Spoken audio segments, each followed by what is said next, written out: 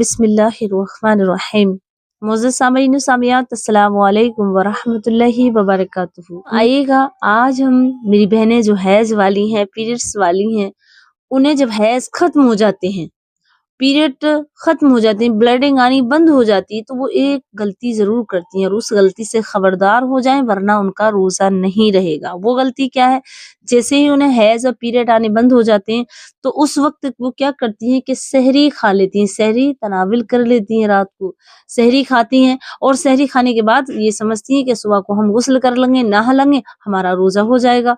तो देखें, खबरदार हो जाएं वो मेरी बहनें जो हैज और पीरियड के बाद सहरी खाती हैं। देखें, जब तक आप सहरी नहीं खाएं तब तक कि आपका हैज आना बंद हो गया और आपने गुस्ल नहीं किया, जैसे आपको लगा कि ब्लीडिंग आना बंद हो गई, साफ हो गई, अब मैं सुबह को रोजा रखूंगी, तो आपको चाहिए कि आप उसी वक्त गुस्ल करें। गुस्ल करने के बाद तब आप सहरी खाएं। नहाने के बाद जैसे आप नहा ली, गुस्ल कर लिया, तब आप सहरी करें, तब आपका रोजा होगा। लेकिन आप ना ही नहीं, गुस्ल नहीं किया, बस नियत कर ली कि सुबह को मैं नहाऊंगी, अब तो ब्लीडिंग आनी बंद हो गई, अब मैं बिल्कुल पाक हो गई, खून आना बंद हो गया, सुबह को नहा लूंगी, अब मैं सहरी खा लूं, तो शरीयत उनके लिए ये हुक्म करती है, शरीयत उनके लिए ये हुक्म करती है कि वो औरतें जो हैज पीरियड वाली हैं, पहले अपने आप को पाक करें, नहाएं, बाल के बराबर भी उनकी कोई सूखी जगह न रह जाए, वहां पर पानी पहुंच जाए, वरना उनका नहाना गुस्ल करना नापाक रहेगा। तो प्यारी अजीजों, पहले आप नहाएं, अच्छे से गुस्ल करें, ताहरत करें, फिर उसके बाद सहरी करें। लेकिन आप रोजा ना रख सकती जब तक कि आप पाक ना हो लें, यानी नहा ना लें पानी से। आप पाक बेशक हो गई, ब्लीडिंग आना बंद हो गई, लेकिन आपने गुस्ल नहीं किया, नहाई नहीं, तो आप पाक नहीं हुई हैं। तो पहले आप पाक हो, फिर आप रात को सहरी करें।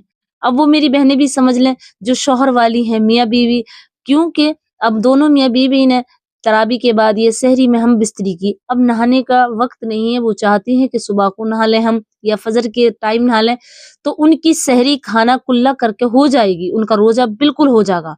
लेकिन उन पर गुनाह एक ये हो सकता है, ये होता है कि उन्होंने सहरी करी, रोजा हो गया, मैं वो फजर की नमाज कजा कर लें कि सुबह को सूरज निकलने के बाद नहा लेंगे 8-9 बजे, तो आपकी फजर की नमाज कजा हो गई, तो आप पर ये गुनाह होगा।